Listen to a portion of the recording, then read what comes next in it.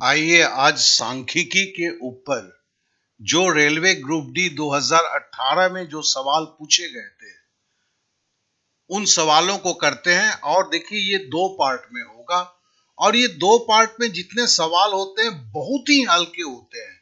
इसे बस आप एक बार देख लीजिए, समझ लीजिए, तो 1 से 2 मार्क्स के सवाल जो हैं पक्के हो जाते हैं। इसके लिए इसके मैंने अलग से दिया हुआ है। तो चलिए आज शुरू करते हैं। तो सबसे पहला सवाल है, देखिए दिए गए पाई चार्ट में भारत की मोबाइल फोन विनिर्माण कंपनियों के बारे में जानकारी प्रदर्शित है। निर्मित मोबाइल फोनों की कुल संख्या 12,40,000 है। देखिए ये रेलवे ग्रुप डी का जो एग्जाम था 17/9/2018 के शिफ्ट 1 में आया था। तो ये पाई चार्ट है, बोलता है कंपनी, और ये पाई चार्ट कितने का है, इसमें जो प्रतिशत दिया हुआ है ये सारे प्रतिशत को जोड़ेंगे तो 100% होगा और 100% बराबर 12,40,000 है। बोलता है कंपनी एलिमेंट द्वारा कुल कितने मोबाइल फोन निर्मित किए गए। अब देखिए एलिमेंट का तो 30% यहां दिया हुआ है, तो हम सीधा क्या करते हैं, 12,40,000 का 30% निकालना है। तो मतलब क्या है, 12,40,000 को 30 से गुना करेंगे और 100 से भागा देंगे, क्योंकि किसी का प्रतिशत अगर निकालना होता है तो जैसे 30% मतलब 30/100। बस बात खत्म हो गई, सुन्ना सुन्ना काट दीजिए और 12,400 को 3 से गुणा कर दीजिए तो 3,72,000 हो जाए, 72,000 हो जाएगा। तो आपका ऑप्शन 4 नंबर उत्तर हो गया। तो देखिए कितना आसान है, कुछ भी तो नहीं करना पड़ता है। चलिए एक सवाल और देखते हैं। बोलता है निम्न ग्राफ को ध्यान पूर्वक अध्ययन करें और निम्न प्रश्न का उत्तर दें। Total area of tea cultivation of the year, Tamil Nadu 16%, West Bengal 22%, Assam 62%। अब बोलता है 3 राज्य दिया हुआ है। अब बोलता है कि 3 राज्य के चाय के खेती का कुल क्षेत्र तमिलनाडु से पश्चिम बंगाल के खेती का क्षेत्र का कितना प्रतिशत अधिक है। देखो भैया तमिलनाडु 16% है, ठीक है ना, और पश्चिम बंगाल कितना है, 22% है। तो पूछता है कितना प्रतिशत अधिक है, तो 22 से 16 घटा देते हैं तो हम बोल सकते हैं कि पश्चिम बंगाल से तमिलनाडु 6% अधिक क्षेत्र में चाय की खेती होती है। इस तरह से उत्तर 6% है। सिंपल, एक घटाना ही तो था और तो कुछ नहीं है। तो इस तरह के सवाल बहुत आसान होते हैं दोस्त, इसे इसलिए नजरअंदाज ना करें। अगले एक सवाल पे आते हैं। देखिए ये सवाल आपका 18/9/2018 के शिफ्ट 3 में था। दिया गया पाई चार्ट दिसंबर 17 तक भारत के विभिन्न बैंकों द्वारा संसाधित गैर निष्पादन संपत्ति एनपीए के बारे में जानकारी देता है। ये सब बैंक हैं ABCDEF। यदि सभी बैंकों के अंतर्गत कुल एनपीए 300 लाख करोड़ रुपए हैं तो दिसंबर 2017 तक बैंक ए का एनपीए कितना लाख रुपए करोड़ में होगा। तो सीधी सी बात है, बैंक ए का पूछ रहा है 30%, टोटल कितना है 300 लाख करोड़।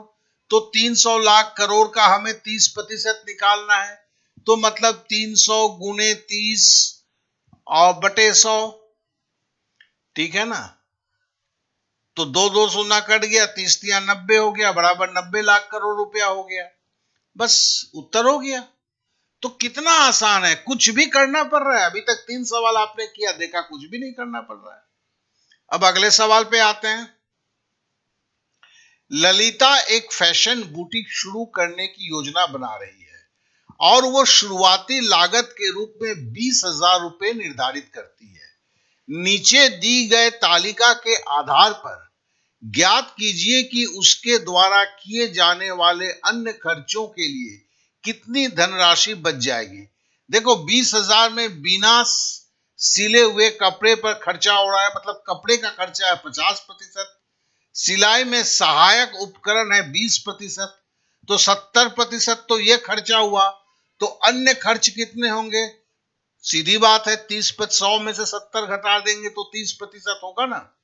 कुल व्यय 100% है, उसमें से 50 और 20 निकाल दिया तो 30% जो है आपका जो है वो होगा, अन्य खर्च होंगे। अब 30% कितना होगा, 20,000 का 30% हमें निकालना है, तो शेष राशि होगा 20,000 गुणे 30/100। 20,000 का 30% मतलब 20,000 गुणे 30/100। तो हमने सुन्ना सुन्ना कर काट दिया, 200 को 30 से गुणा किया तो बराबर 6,000 रुपए। इस तरह से 6,000 इसका उत्तर हो गया। यह भी देखिए कितना आसान है, बहुत कुछ भी नहीं है इनसे सवालों में। अब जरा इसको देख लें। एक फूड चेन कंपनी जो दो जोन मतलब दो क्षेत्र के पिछले 5 वर्षों की लाभों की तुलना करती है, नीचे ये लाइन चार्ट में से दर्शाया गया है। अब देखिए यहां पे दो तरह का सिंबल है, ये एक स्क्वायर टाइप का है और एक त्रिभुज टाइप का है। अब देखिए स्क्वायर टाइप को जोन 1 बोला जा रहा है, त्रिभुज टाइप को जोन 2 बोला जा रहा है, और ये प्रतिशत है, 10, 0, 10%, 20%, 30%, 40, 50, 60, 70। ये साल है 2010, 2011, 2012, 2013, 2014, 2015। बोलता है पिछले 3 वर्षों में जोन 2 में लाभ प्रतिशत में कोई वृद्धि नहीं हुई है। अब देखो 2010 में जोन 2 बोला हुआ है, भाई त्रिभुज देखना है। 2010 में देखो त्रिभुज 20% पे है, 2011 में 30% पे है, यहां तो वृद्धि हो गई है। 2012 में 30% पे ही है, लेकिन ये 3 साल में बोल रहा है तो ये 2 साल में वृद्धि सेम था। फिर देखो 2013 यहां पर 50% है, 2014 में यहां पर जो है जोन 1 का है।